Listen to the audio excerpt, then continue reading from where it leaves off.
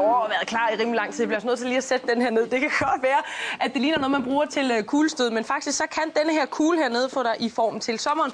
Det er en kettlebell, og her til morgen der har vi faktisk besøg af verdensmesteren i kettlebell. Godt nok i veterankategorien, men det nævner vi ikke højt, vel? Nej. Godmorgen til dig, Theory Chances, og velkommen til. Og godmorgen også til Sif og Lene, som er kettlebell-atleter, og hvorfor I står i fuld træningstøj, det skal vi afsløre lige om et kort øjeblik.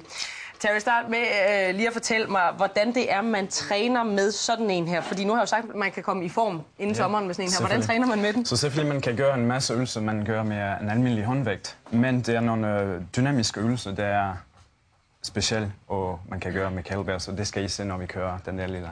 Fordi umiddelbart så vil jeg tænke, hvordan træner jeg baller med sådan en her? Jamen det er meget hoftebevægelser, vi kører meget dynamisk, så du kommer til at ramme ballene. Ja. Næsten hver gang, du træner med dem. Vi kan måske lige prøve at få det bevist en gang herovre, hvordan man lige laver en øvelse, sådan ikke fordi vi skal i gang med selve konkurrencen endnu. For eksempel. Sådan der, og hvad er det så, der sker der? Så går den lige i ballerne, siger du? Lige i ballen, ja. For du får den der hofteekstension der. Ja.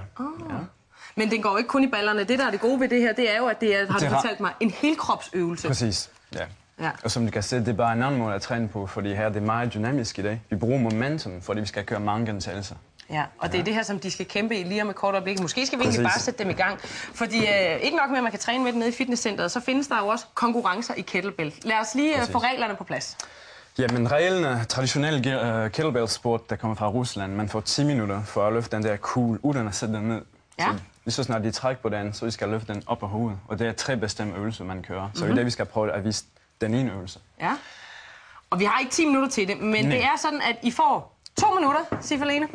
Og så skal I altså tage fat i den der. I må ikke sætte den ned i 2 minutter. Og så skal vi tælle, hvor mange gange på 2 minutter I kan få den over hovedet. Det er sådan, man tæller. Stræk dem. Vi skal jo have nogle dommere ind til at ligesom holde øje med dem. Mikkel og Morten, vil I være... I står med sådan nogle... hver gang, at den kommer op over hovedet, så trykker I, ikke? Godt. Du skal reset. Jeg resetter. Yes. Og også din, Mikkel? Ja, den er reset. 0. Det er toppen. Er I klar, Sif og Lene? Ja, for så. Det er godt. Regner I med at ramme en mur sådan på 2 minutter her? Nej. Det gør vi ikke. Hvad bliver det hårdeste? Det er nok, det syre til i underarmen, når du svinger ned. Altså at holde fast i kuglen. Ja. Men er I klar? Ja. Det er godt, I har 2 minutter, og piger, 3, 2, 1, værsgo, giv den gas. Kom nu. Og imens at de gør det her, så kan jeg måske lige spørge om, hvorfor det her det er en rigtig god sport for kvinder, fordi det ved jeg, du synes, det er. Jamen, som du kan se, de får man nogle pæne krop ud af det. Ja. Og man får også nogle styrke, man kan bruge til dagligt, fordi de lærer til at koordinere deres hele krop. Og overføre kraft fra de stærke muskler i benene og op til armen. Men altså, hvis jeg nu gerne vil for eksempel gå til kettlebells, så kommer jeg ned, og så skal jeg vel ikke stå, altså en time var jo en time, så skal jeg vel ikke stå en time med sådan en der? Nej, altså. Men det, som jeg siger, det er mange øvelser, man kan lave med dem.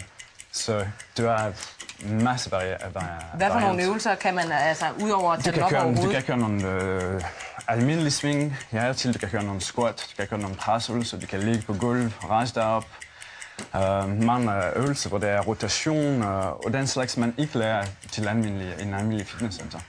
Og kan man egentlig bare gå ned i Sportmaster og så købe sig sådan en der og gå hjem og så se nogle øvelser på YouTube og så gå i gang, eller skal man passe lidt på der? Man skal passe lidt på, selvfølgelig, fordi det er nogle... men hvis man kender princip fra almindelig styrketræning, så man kan starte at træne med den. Ja. Ikke for tung i starten, og så er det stille og roligt bygge op. Men går det hurtigt, når man først går i gang med, fordi nu sagde jeg jo inden sommeren, og den duer jo altså lige rundt om hjørnet. Kan man godt nå at blive sådan rimelig hot med sådan en der inden sommeren?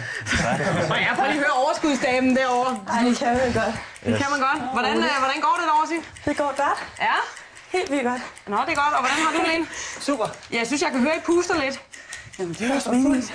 Ja. Altså jeg vil bare sige, Mikkel, er vi ikke enige om, at hvis man får Lenes overkrop, nu er det den, vi bedst kan se, fordi den sådan er knap så tildækket, af at bruge sådan en der, så skal livet have sådan en begge to. Jo, helt bestemt. Det gør man. Prøv at høre, der er 17 sekunder tilbage. Vi kan lige prøve at få nogle billeder på, måske at dengang du var til VM for eksempel. Ja. Hvor meget trænede du op til sådan et VM?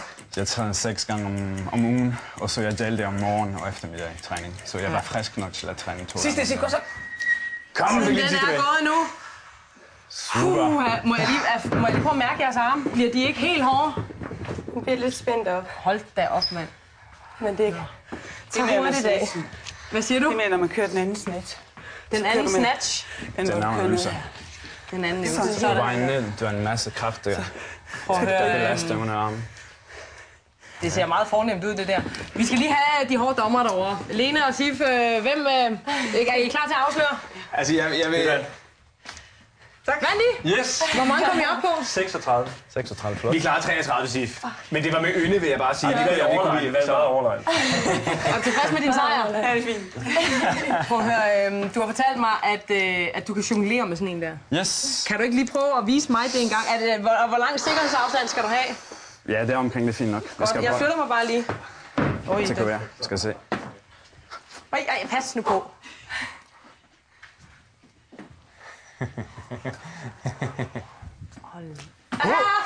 Det kan vi jo altid, yes. Ej, pas nu på. Sådan. Var jeg den eneste, der blev en lille smule bange, da han svingede den sådan meget tæt ind mellem benene der? Måske bare blev I lidt mere bange for det. Det vender man sig faktisk til. Når man er vant til omgang med kettlebell, så tænker man ikke så meget over det mere. De er så tunge, så de falder jo bare på jorden. Det er ikke sådan, at de hopper op i hovedet på dig. Skal vi slutte af? Jeg synes bare, I skal gør de det? Hvordan skal de gøre? Er det ikke bare sådan her? Sådan her med... Sådan der. Eller hvad? Så på lørdag i morgen, det er konkurrence i Aarhus, så I må godt være med. Det er svært at holde balance. Brug armene, du skal faktisk bruge Du skal mere hoppe. Må man gå ned i knæ? skub den frem og hofte. Er det kun mig, der synes, det her det ser sådan lidt amatøragtigt ud i modsætning til det, vi lige har set? med håndtag, det her. Præcis. Man kan tydeligt se, at der er mindre koordination end piger. Jeg synes, at I var bedre til at gøre det. Og så presser du bare. Men man kan altså blive, hurtigt til det på meget kort tid, og jeg synes bare, I skal øve jer, mens der er nyheder, drenge. Så er der en skyld på den. Ja, sådan der. Tusind tak, fordi I kom og gjorde os lidt klogere på kettlebell. Vi ses efter nyhederne blandt andet.